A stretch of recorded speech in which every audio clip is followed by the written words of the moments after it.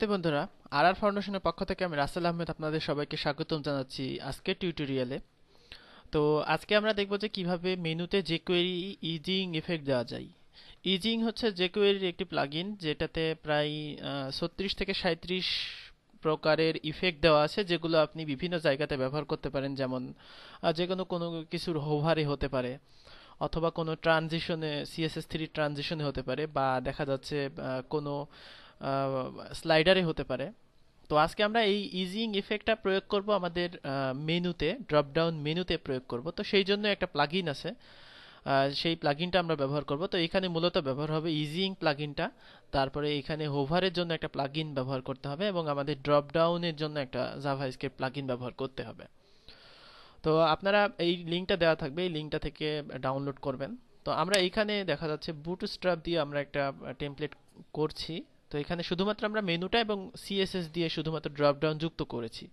তো এখানে আমাদের কাজ হবে যে এইখানে কার্সর রাখলে মেনুটার যে ড্রপ ডাউনটা আসছে সেটা একটু ইফেক্ট হয়ে আসবে, অর্থাৎ বিভিন্ন প্রকারের ইফেক্ট হতে পারে, সেগুলো হয়ে আসবে।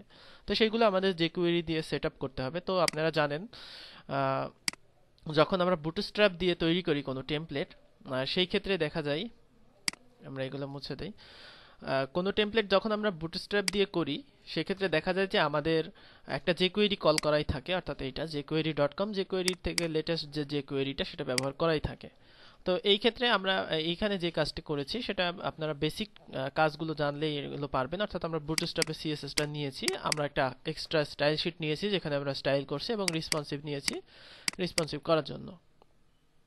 তো স্টাইল শিটে আমি এখানে কি বেসিক কিছু কোড দিয়েছি, এবং মেনুর জন্য সিএসএস এবং ড্রপ ডাউনের জন্য সিএসএস, যেগুলো এর আগেই আপনাদের বোঝানো হয়েছে। প্রথম পর্বের টিউটোরিয়ালটি দেখে নেবেন এইটুকু বোঝার জন্য। তো মূলত আজকে আমরা এইখানে যে কার্সর রাখলে যে ইফেক্ট আসছে সেটা দিব। তো সেই জন্য আমরা এখান থেকে গিটহাব থেকে যে ফ্রি প্লাগইনটা আছে সেই প্লাগইনটা ডাউনলোড করে নেব। তো এখানে ক্লিক করলে, ডাউনলোডে ক্লিক করলে একটি প্লাগইন ডাউনলোড হবে, একটি ফোল্ডার ডাউনলোড হবে। সেই ফোল্ডারটা ওপেন করতে হবে। তো ওপেন করার পরে আমরা আমাদের প্রজেক্ট যে ফাইল, সেখানে আমরা আমাদের ডাউনলোড করা যে ফোল্ডারটা সেই ফোল্ডারটা এখানে রাখবো। তো এখানে রাখলে দেখা যাবে যে এইখানে একটা ডেমো দেওয়া আছে, যে ডেমো অনুযায়ী আপনি করতে পারেন, এবং এখানে ইজি ইং দেওয়া আছে, তারপরে তাদের যে প্লাগইনটা সেটা দেওয়া আছে, এবং ড্রপ ডাউনের জন্য একটা প্লাগইন আছে। তো এই তিনটা জাভাস্ক্রিপ্ট আমাদের লাগবে। তো এই তিনটা জাভাস্ক্রিপ্ট আমরা এখান থেকে কপি করে নিলাম। কপি করে নেওয়ার পরে আমাদের টেমপ্লেট যেখানে, সেখানে একটা জেএস নামে একটা ফোল্ডার আছে, বুটস্ট্র্যাপ যেহেতু। তো জেএস নামে একটা ফোল্ডার না থাকলে আপনারা করে নেবেন আপনাদের টেমপ্লেটে।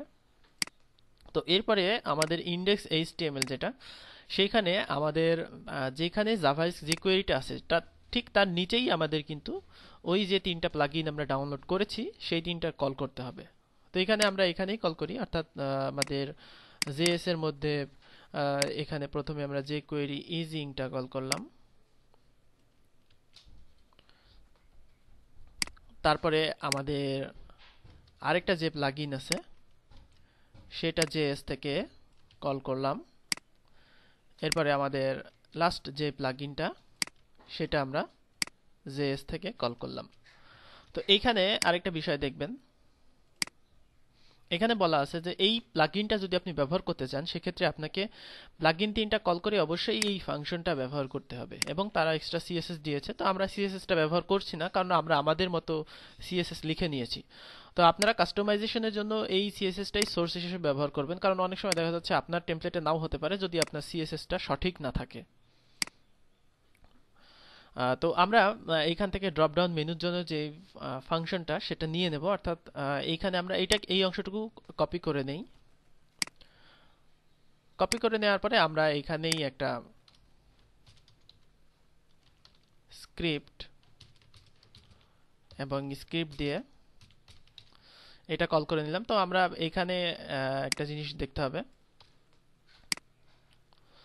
অর্থাৎ এইখানে আপনার ন্যাব ড্রপ ডাউন দিয়ে চিনিয়ে দিতে হবে যে আপনার কোন ডিআইভি আইডিতে এটা ট্রিগার হবে। অর্থাৎ আমরা একটা আইডি নিয়েছি ডিআইভি আইডি ন্যাব, অর্থাৎ মেনু ইউএল এর আগে যে আইডিটা আছে সেই আইডিটাই দিতে হবে। তো আমরা এখানে ন্যাব দিয়ে দিলাম, এবং এটাকে আপনি চাইলে কাস্টমাইজ করতে পারেন। আমরা যদি শুধুমাত্র ন্যাব দিয়েও সেভ করি সেক্ষেত্রে আমাদের কিন্তু ডিফল্ট যেই প্লাগইনের ডিফল্ট যেটা আছে সেইটা দিয়ে কিন্তু আমাদের, অর্থাৎ এইখানে যেটা আসছে সেটা হচ্ছে আমাদের ডিফল্ট।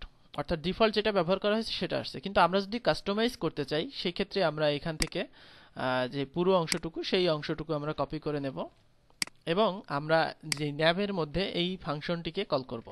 তো এখানে খেয়াল করে দেখবেন যে ডেফিনেশন দেওয়া আসে কোন ফাংশনের কি কাজ, অর্থাৎ ড্রপ ডাউন ক্লাস যদি আপনি চেঞ্জ করতে চান, অর্থাৎ ইউএল ক্লাস এখানে ড্রপ ডাউন আছে, তো আপনি যদি ক্লাস চেঞ্জ করতে চান সেক্ষেত্রে এখান থেকে ক্লাসটা আপনি চেঞ্জ করতে পারেন। এটা যদিও অটো আসবে, এখানে মুছে দিলেও কোনো সমস্যা নেই। আর ড্রপ ডাউন উইড, অর্থাৎ আপনি যদি চান যে ড্রপ ডাউনে একটা নির্দিষ্ট উইড হবে, সেটা আপনি সিএসএস দিয়েও ডিফাইন করে দিতে পারেন, অথবা আপনি চাইলে এখানেও ডিফাইন করে দিতে পারেন। তো এটা অবশ্যই এখানে পিক্সেলে দিতে হবে।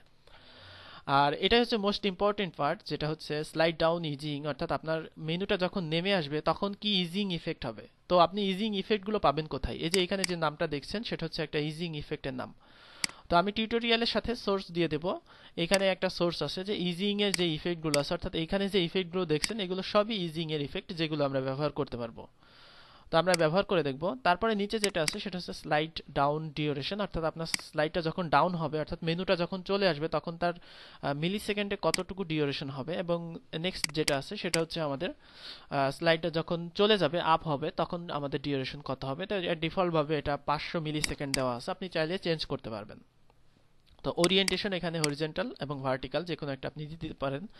তো আমরা একটা টেস্ট করে দেখি যে অন্য একটা ইজিং ইফেক্ট আমরা যদি দিয়ে দেই, সাপোজ আমরা এখানে ইজিং ইন ইলাস্টিক এই ইফেক্টটা ব্যবহার করব। তো আমরা এটা ডাউনে এটা ব্যবহার করলাম, আপেও একই জিনিস ব্যবহার করলাম।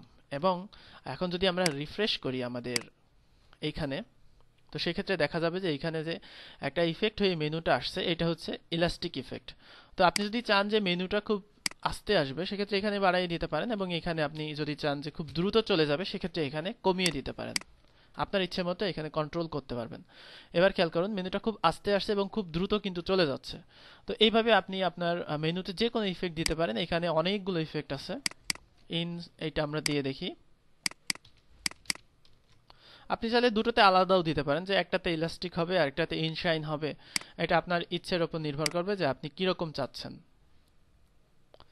এবার খেয়াল করুন মেনুটা একটা অন্যরকম স্টাইলে আসছে। তো এইভাবে আপনি কিন্তু স্টাইল চেঞ্জ করতে পারেন।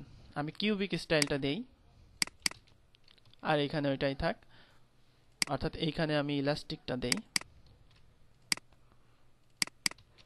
আউটে আমি একটু বাড়িয়ে দিলাম, দুটোতেই আমি একটু বাড়িয়ে দিলাম। তো এরপরে আমরা রিফ্রেশ করি, সেক্ষেত্রে খেয়াল করুন মেনুটা কিন্তু একটা ইফেক্টে আসছে আরেকটা ইফেক্টে চলে যাচ্ছে। তো এইভাবে আপনি মেনুতে যে কোনো ইফেক্ট সেট করতে পারবেন। তো এইখানে আপনার যে ইফেক্টগুলো সেগুলো দেওয়া থাকবে, এগুলো আপনি ব্যবহার করতে পারবেন।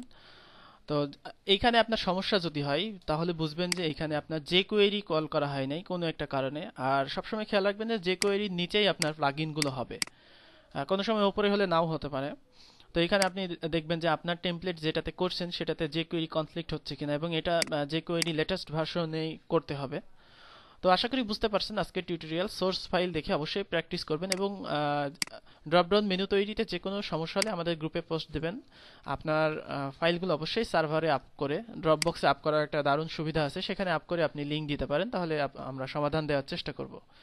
তো ধন্যবাদ সবাইকে আজকের টিউটোরিয়াল দেখার জন্য। আল্লাহ হাফেজ।